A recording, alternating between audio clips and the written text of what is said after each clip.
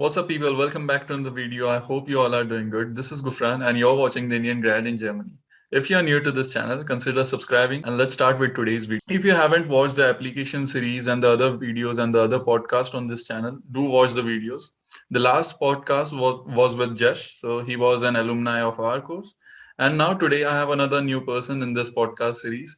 So this video, I think it will be more motivating, and this will be a series of videos where I'll be shooting some podcast with some new people. And I hope you like this video series. Let's start with today's video. Today's video, I have with me Loukik. He has also completed his master's successfully in Germany, and now he is working as a full-time employee in a firm in Frankfurt. Let's start with his introduction and everything. Why I made a video with Loukik in today's podcast, because his journey is also quite inspiring. So he completed his master's in a kind of technical management course, which we can say a techno management course, and it was in a different domain. And then he switched to IT background. So there nowadays I also get questions on LinkedIn and on different platforms on YouTube. I have done this, and after that, I want to switch to IT background. Like for electrical engineering students, some mechanical engineering students, they want to shift to IT background.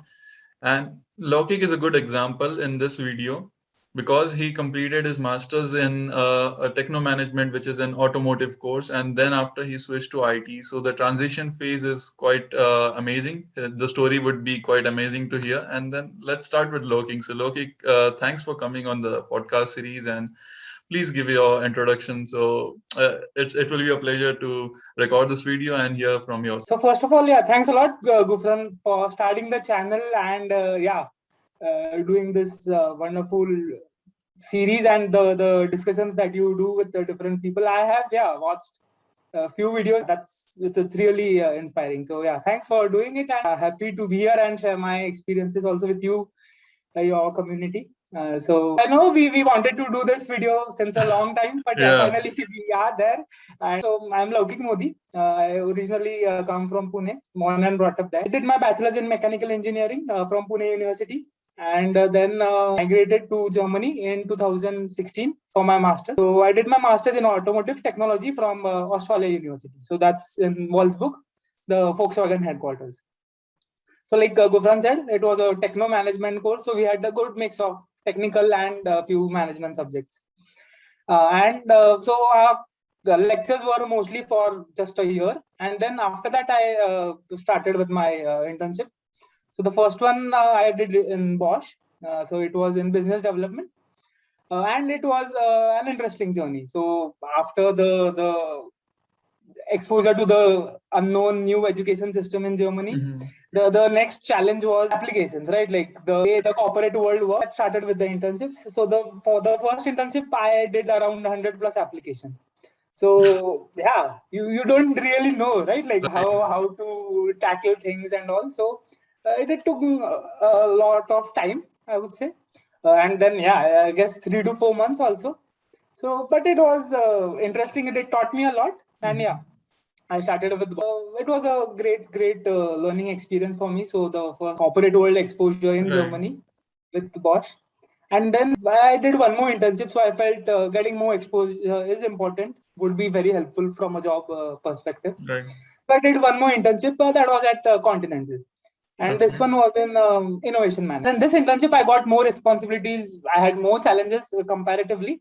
And this helped me a lot in my personal growth, I would say. And then I eventually also got a thesis there. So I even did my thesis after the internship. So that was the master's path, let's say. And then I finished my master's in 2019. After finishing the degree, I was confident, right? Like, now I've done 2 internships. But I thought the part of my struggle was over, or the most difficult part was over. But no, that wasn't the case.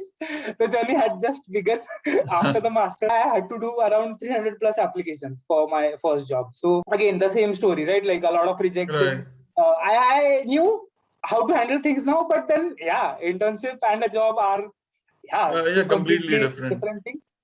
So Loukik, what we can do is we'll come to the point of the job. So we'll go step by step. Okay. You did like internships. So you did your first internship in Bosch, and I was also looking at your profile on LinkedIn. The second with Continental. The both internships are quite different.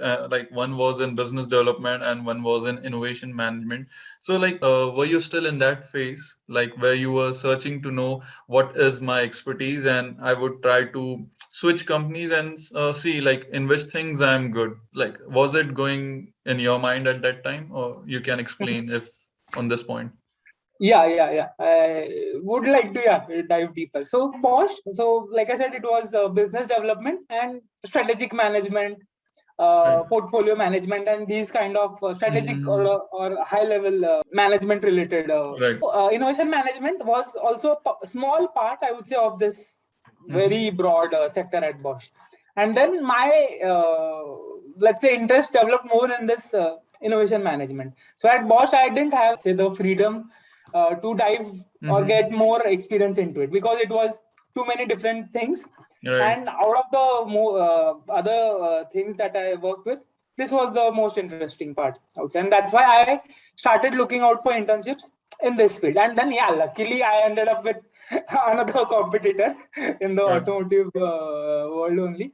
But the profile of the second internship was really interesting. So it was trends and innovation management. So it was Mhm. really, futuristic in nature, I would say, at least from a Germany perspective. So having a completely dedicated department for Mhm. such kind of a field is not quite common, I would say. So I was happy Right. to be a part of that department and team. And as I had expected, I really learned a lot. So I had the responsibilities and Right. the exposure that Mhm. I didn't have at Bosch. So that was good. So your first internship took you like 100 applications, and you said like you invested around 3-4 months searching for the first internship. So was the similar time you required for the second internship, like 100 plus applications for the second internship, or it was bit on a lower side? Like it was easy for you to get the second internship because you showcase the experience of the first internship. So what was the Yeah. story behind that? So that made a huge difference. So the Bosch experience really made a huge difference. Mhm. And even before finishing the first internship, I had the second one. Ah, So okay. this time I had done around just 10 applications, I would say. I had 4 to 5 interviews. Okay. I had 3 offers.